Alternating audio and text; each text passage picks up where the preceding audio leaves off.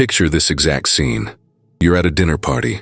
Married couples everywhere, laughing about compromises they've made, joking about asking permission to buy things, sharing stories about checking with their spouse before making any decision. Everyone's nodding along, performing contentment. But there's this one guy in the corner, single, silent, watching. And here's what nobody will say out loud. Every married man in that room has looked at him at least 3 times, not with pity, with something they'll never admit. Recognition of a path they didn't take, a life they chose against, a freedom they traded for something society told them was better. Friedrich Nietzsche spent his entire life unmarried, watching civilization pressure men into an institution he called a beautiful lie. And what he discovered about why society pushes marriage so aggressively will make you see every wedding, every relationship pressure, every you should settle down conversation in a completely different light. By the end of this, you'll understand the sinister machinery behind the marriage push. You'll see why society needs men married far more than men need marriage. And you'll recognize the manipulation that's been working on you since you were old enough to understand what normal means. Maybe you're already married and feeling something dangerous stirring, or maybe you're single and about to discover why every institution around you is trying desperately to change that. Let me show you something that happens in every culture, every society, every human civilization that's ever existed. The pressure starts early. Kids' shows end with marriage. Disney movies climax with weddings. Every story arc for male characters ends the same way. He finds the girl. He settles down. He becomes complete. That's the word they use. Complete. As if men walking around single are somehow broken, unfinished, half-formed humans waiting for a woman to make them whole. Nietzsche saw this narrative construction for what it actually was. Social engineering. Civilization doesn't push marriage because it's good for individual men. Civilization pushes marriage because married men are good for civilization. They're predictable. They're controllable. They're invested in maintaining the system because their family depends on that system's stability. The single man is dangerous to social order because he has nothing to lose. No mortgage holding him in place. No wife who needs security. No kids requiring his compliance. He can walk away from a job, a city, a country, an entire way of life without consulting anyone. That freedom terrifies the system, so the system builds a massive cultural apparatus designed to eliminate it. Think about the language society uses for single men as they age. Bachelor sounds fun at 25. At 35, it starts carrying questions. By 45, it becomes suspicious. The same language doesn't apply to single women anymore because feminism fought that battle. But for men, the pressure remains constant and brutal. When are you going to settle down? Don't you want a family? You can't be single forever. What's wrong with you? That last question is the most revealing. Society has successfully convinced people that prolonged male singleness indicates defect, not choice, not preference, not a conscious decision about how to live. Defect, something broken that needs fixing. Nietzsche understood that civilization operates through guilt and shame. It makes you feel guilty for wanting things that threaten social stability. It makes you ashamed of being different from the prescribed path. And nothing activates that shame quite like remaining unmarried while everyone around you couples up. Watch what city you're experiencing this from right now, because this pressure operates everywhere, just with different intensity. The married men around you become agents of the system without even realizing it. They don't consciously think I need to pressure my single friends into marriage, but they do it anyway. They do it through jokes about your single life, through concerned questions about your future, through casual comments about how much better their life is now that they've found someone. This isn't malicious. It's structural. Marriage is the ultimate social contract, not between two people, between the individual and society. When a man marries, he's not just committing to his wife. He's committing to stability, to productivity, to being a reliable unit in the economic system. He becomes predictable, targetable, controllable. Banks know married men are better credit risks. Employers know married men are less likely to quit without another job lined up. Governments know married men with families pay their taxes on time and don't cause political disruption. The bachelor can disappear into Southeast Asia for a year. The married man has a mortgage payment due next month. That difference is everything to a system that requires human predictability. Here's what makes this sinister rather than just cynical. Society doesn't just pressure men toward marriage, it actively demonizes the alternatives. Being single long-term gets coded as immature, selfish, afraid of commitment. Choosing freedom over partnership becomes a character flaw rather than a valid life design.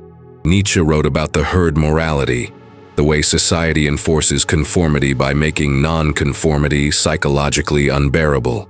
Marriage pressure is herd morality at its most sophisticated. The herd doesn't just want you to join. It needs you to believe that joining is the only path to meaning, fulfillment, and adult legitimacy. They achieve this through a brilliant trick. They conflate marriage with love. These are not the same thing. Love is an emotion, a connection, a genuine human experience.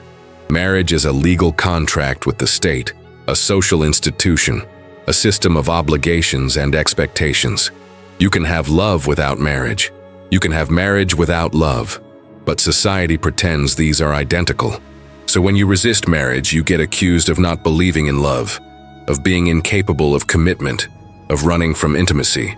This is deliberate confusion. You're not resisting love. You're resisting an institution. But the moment you try to separate these concepts, people look at you like you're speaking a foreign language, because the conflation is so complete, so total, that most people can't even see it anymore. Watch what happens when a man says, "I believe in love," but not in marriage. The immediate response is always some version of, "If you really loved her, you'd marry her," as if the contract validates the feeling, as if government paperwork makes emotion more real. Nietzsche would have laughed at this. He understood that the most powerful forms of control are the ones people enforce on themselves. You don't need external pressure once you've internalized the belief that marriage equals maturity, commitment, and love. Then you'll pressure yourself. You'll feel incomplete when you're actually whole. You'll feel selfish when you're actually self-possessed. Society has another trick. It front-loads all the marriage propaganda during the exciting part. Weddings are spectacular. Engagements are celebrated. The early married years get romanticized endlessly. What nobody talks about is year 7, year 12, year 20. The data on marital satisfaction shows a clear pattern. It peaks during engagement and honeymoon phase, then declines steadily. Most married people report being less happy than they were single. But this information doesn't circulate. The narrative stays focused on the wedding day, on finding the one, on happily ever after. Nietzsche called this the noble lie. Society tells beautiful stories that aren't quite true because those stories serve social function. The marriage myth is a noble lie. It keeps men productive, planted, invested in maintaining civilization, and it works because the lie is beautiful enough that people want to believe it. Here's the part that makes this truly sinister. Society doesn't just push marriage, it makes the alternative actively difficult. Cities are designed for couples. Tax codes favor married people. Social events assume you're bringing a partner. Housing costs pressure people toward dual incomes. The entire infrastructure of modern life is built around the couple as the default unit. Being single isn't just socially difficult, it's economically punished. You pay more taxes. You pay more for housing per person. You have less institutional support. Society has rigged the game so thoroughly that staying single requires not just emotional strength, but financial sacrifice. Think about health insurance, retirement planning, social security benefits. All of it is structured to reward marriage and punish singleness. This isn't accident. This is design. Nietzsche understood that society will always sacrifice individual flourishing for collective stability, and marriage is the most effective tool for converting wild, unpredictable individual men into stable, predictable social units. The sinister part isn't that this happens. The sinister part is that it happens invisibly. Most men walk into marriage thinking it was entirely their choice.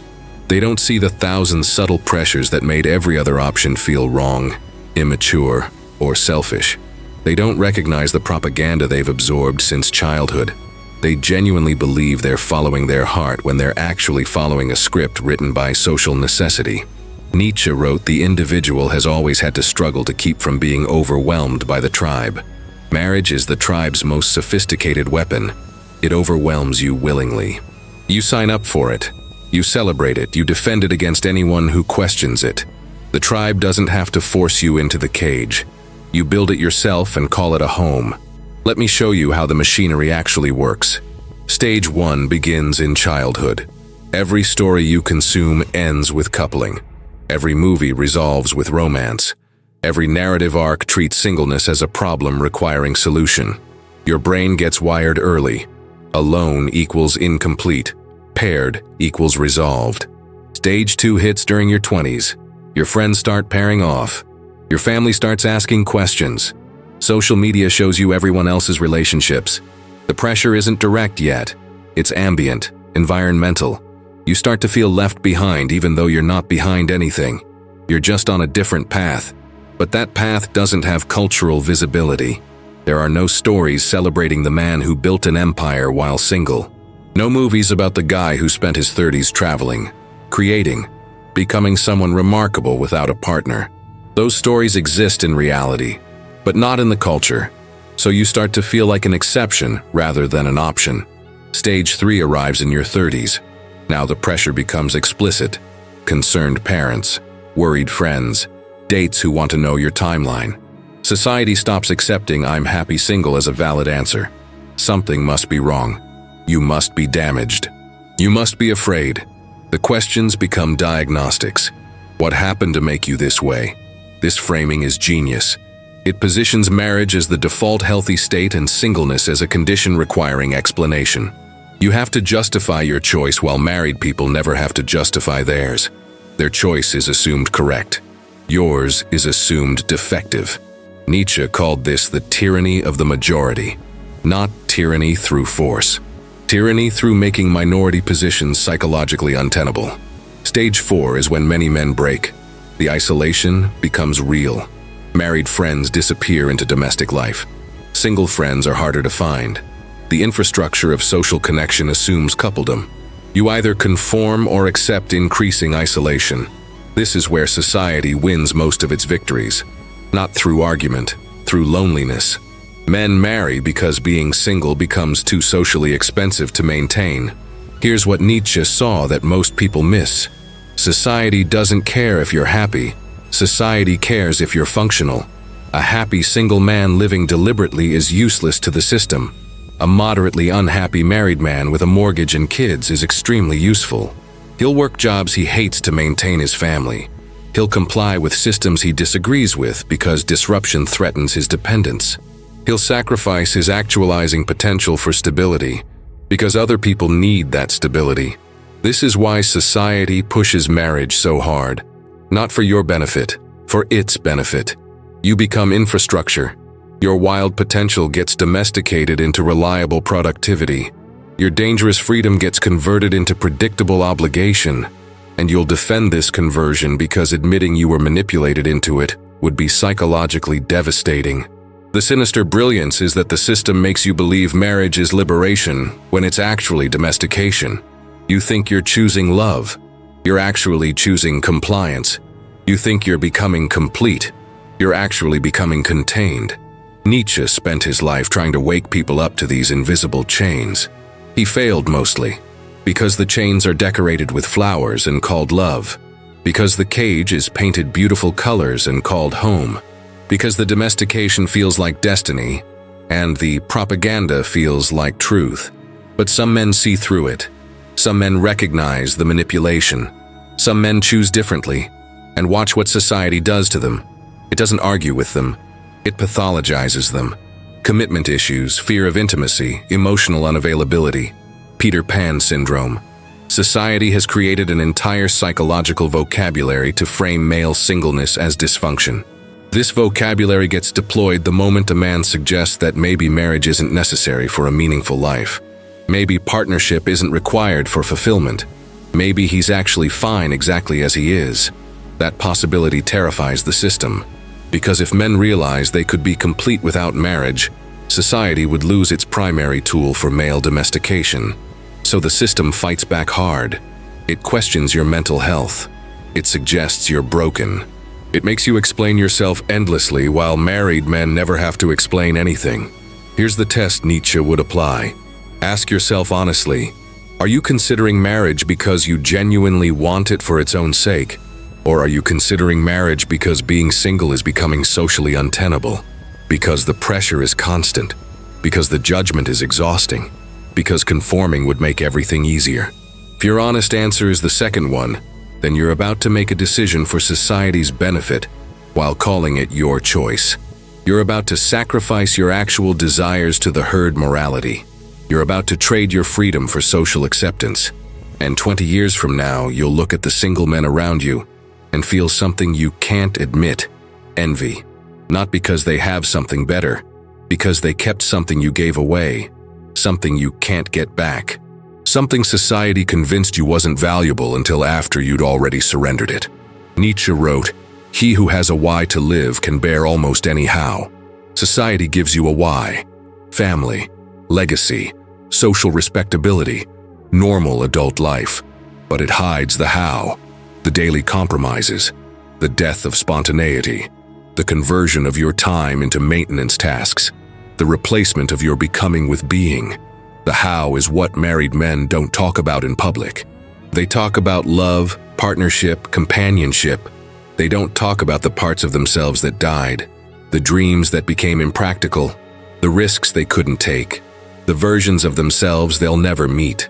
The single man still has access to all of that, all those possible selves, all those paths not yet closed, all that chaos that Nietzsche said was necessary to birth dancing stars. Society wants to eliminate that chaos. Society wants you stable, planted, predictable, and it will use every tool at its disposal to achieve that goal. Love narratives, economic pressure, social isolation, psychological pathologizing, the promise of completion, the threat of loneliness.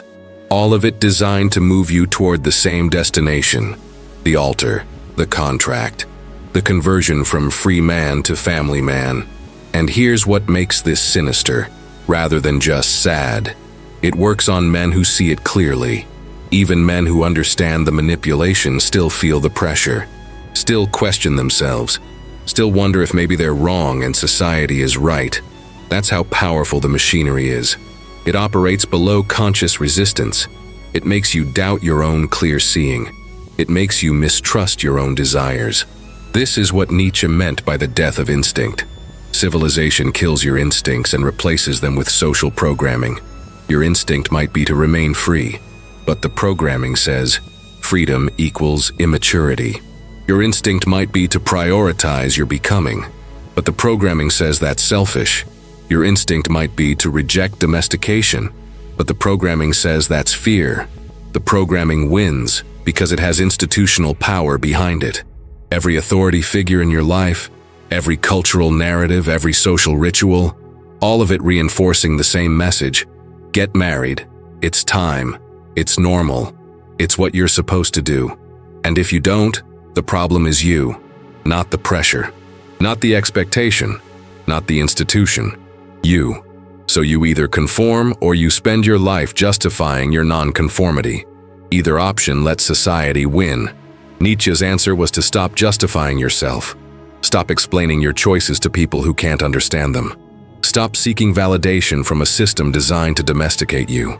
Live deliberately. Choose consciously. Accept that the herd will never approve of the man who leaves it. But also recognize that the herd's disapproval proves nothing except that you're different. And different is exactly what society cannot tolerate. So it builds massive pressure systems to eliminate difference, to convert every man into the same basic template: worker, husband, father, taxpayer, predictable, useful, contained. The sinister reason society pushes marriage is because free men are dangerous to systems that require compliance. Your freedom threatens social stability. Your sovereignty threatens institutional control. Your refusal to need what everyone else needs exposes the lie that everyone needs it. So society comes for your freedom early and hard. It pathologizes it. It isolates it. It makes it economically punishing. It surrounds you with propaganda from birth, and it calls all of this love, tradition, maturity, the path to meaning. Nietzsche saw through every word of it. He lived unmarried, died unmarried, created his life's work in the freedom that domestication would have destroyed. And he left behind a warning for every man facing the pressure. Don't mistake society's needs for your own. Don't confuse the herd's morality with truth. Don't surrender your sovereignty for social acceptance, because that acceptance costs everything you actually are.